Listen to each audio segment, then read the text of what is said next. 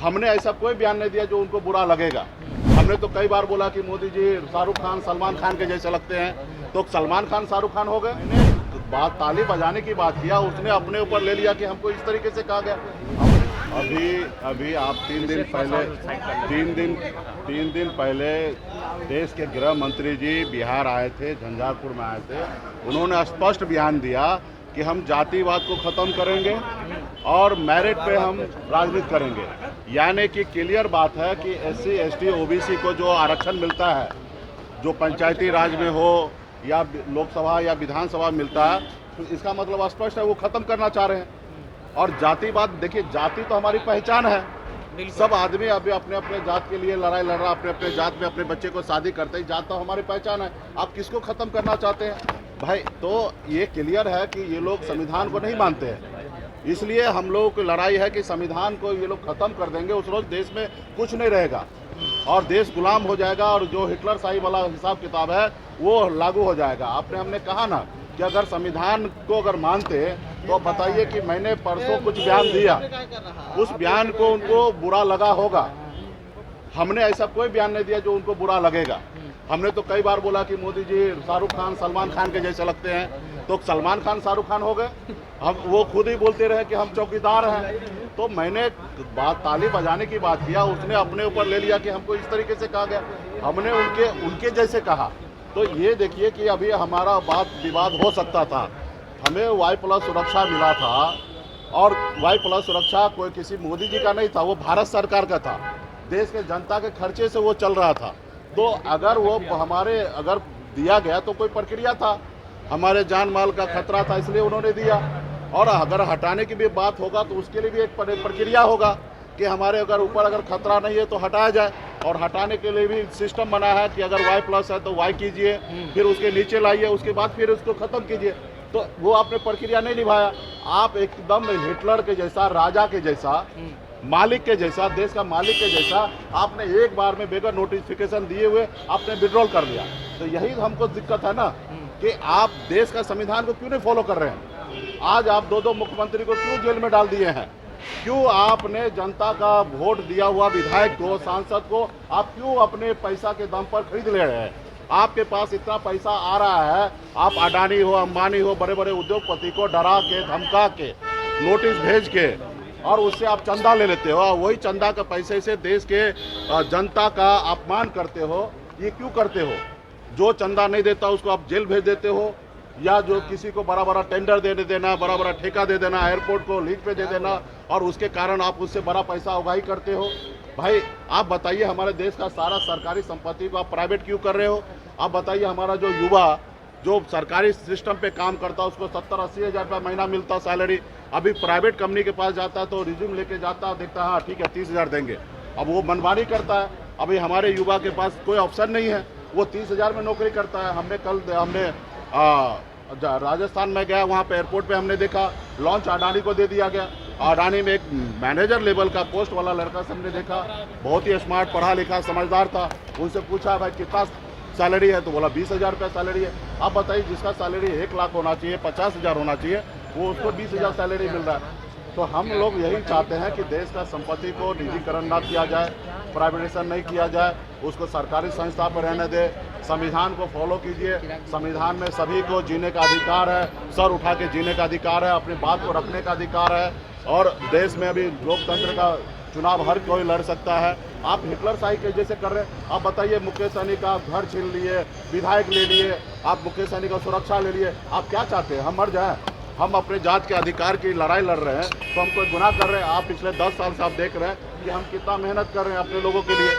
तो ये सारी चीज़ें हैं। आप बताइए, आप आके झूठ बोल के चले जाते हैं कि हमारा मंडल आयोग का जो सिफारिश था वो लागू नहीं किया कांग्रेस। अरे कांग्रेस ने 2 सिफारिश लागू किया, 40 का 40 करता तो निश्चित तौर पर आज भी कांग्रेस रहता। उन्होंने नहीं किया, इसलिए वो आज सत्ता में नहीं है। लेकिन आप भी लंबे समय से, स्वर्गीय अटल बिहारी वाजपेयी जी ने 7 साल सत्ता में रहा, आप 10 साल से हैं, 17 साल हो गया, 93 से लेकर अभी 31 साल में 17 साल आपके पास समय मिला है। आपने बाकी सिफारिश को क्यों नहीं लागू किया? उसमें 40 सिफारिश में से 37वां सिफारिश में निषाद मल्ला को भी है कि आरक्षण देना है, नहीं दिए तो क्या कहेंगे। अभी हमें आश्चर्य होता है। देखिए अब बताइए मेरे को, देश का प्रधानमंत्री इतना भाषण देने के लिए आते हैं, बताइए मेरे को 10 साल में बिहार में एक रोज के लिए भी आया, रात्रि विश्राम किए होंगे, बिहार में क्या दिक्कत है, क्या समस्या है, यहाँ के मुख्यमंत्री से बैठकर कभी चर्चा किए। अगर भारत के प्रधानमंत्री जी बिहार के लोगों से अगर हितैषी होता तो बिहार में आते, रुकते एक रात, यहाँ के लोग के बारे में बात करते। 40 में से 39 सीट उनको जिता के दिया। एक बार भी बिहार के बारे में सोचे। आप बताइए कि अगर वो जनता की बात मानता, आप लोगों को मानता, तो आपके साथ एक बार प्रेस कॉन्फ्रेंस करता। पूरा दुनिया का प्रधानमंत्री प्रेस कॉन्फ्रेंस करता। आप बताइए देश में 10 साल में हमारे प्रधानमंत्री एक बार प्रेस कॉन्फ्रेंस किया, जनता का बात, आप लोगों का सवाल का जवाब दिया। हम देखिए आज सुबह शाम आते हैं, आप जो पूछते हैं हम उसका जवाब देते हैं। तो इसलिए प्रधानमंत्री जी को ये सारे चीज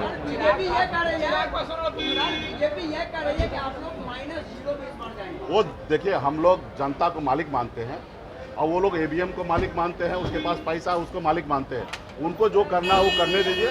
हम जनता के ऊपर छोड़ रहे हैं, गरीब किसान के ऊपर छोड़ रहे हैं, हमारे युवा के ऊपर छोड़ रहे हैं। युवा को, किसान को, सभी जनता को सोचना है कि हमको क्या करना है। हम सिर्फ जो मोदी जी 2014 में बोले वही जा रहे हैं जनता के बीच में बोलने के लिए, और जो मोदी जी गलत कर रहे हैं वही मैं दिखाने के लिए जा रहा हूँ। मोदी जी का तीसरा आंख बंद करके कि मैं जनता के बीच में जा रहा हूँ कि ये मोदी जी गलत कर रहे हैं, और जनता को निर्णय लेना, जनता मालिक है। आप नॉमिनेशन कर रहे हैं चिराग पासवान, वो करे, नॉमिनेशन करे, उससे हमको अच्छी बात है। चुनाव लड़े। आप निषाद की बात करके एनडीए का एक बड़ा गंभीर आरोप आप पर है।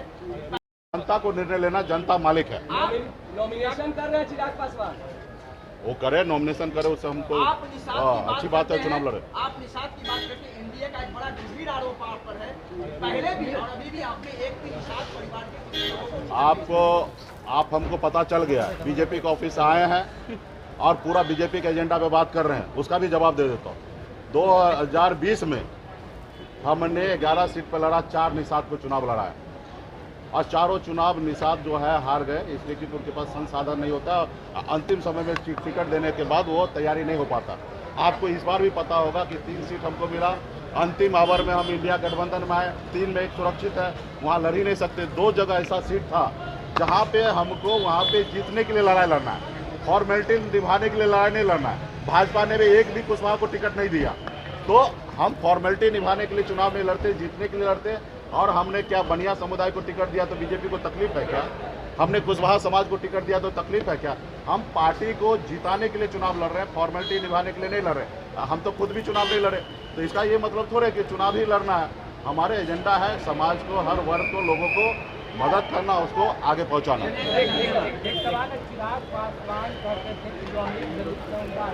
देखिए, चिराग पासवान जी के बारे में ज़्यादा कुछ बोलेंगे नहीं। वो सोना का चम्मच लेके जन्म लिए हैं, बॉम्बे गए थे हीरो बनने के लिए, वहाँ से फ्लॉप हो गए हैं।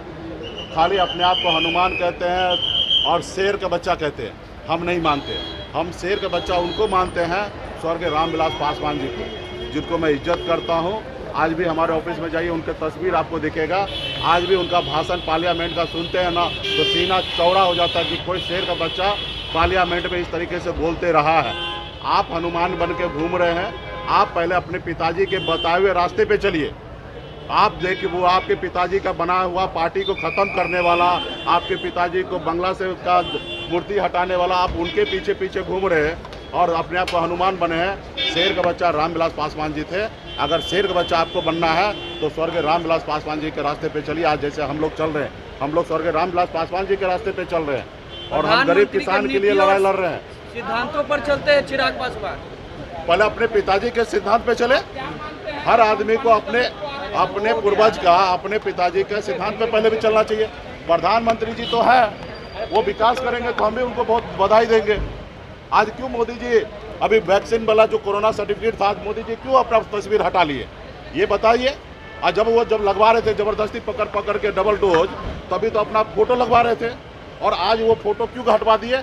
क्योंकि आज कोरोना का वैक्सीन लगने से आज देश में बहुत सारे लोग मर रहे हैं और उनको एहसास हो रहा है कि जो लोग मर रहा है वो सर्टिफिकेट लेके आएंगे कि बताएंगे कि हम लोग मर रहे हैं। आज इसलिए उन्होंने सर्टिफिकेट में से फोटो हटाया है। धन्यवाद। 26 वर्षों में 17,000 से अधिक डॉक्टर बना चुका बिहार एवं झारखंड के छात्रों एवं अभिभावकों के बीच सर्वाधिक विश्वसनीय एवं लोकप्रिय संस्थान गोल, नेशंस लीडिंग इंस्टीट्यूट। हमारा विश्वास गोल के साथ।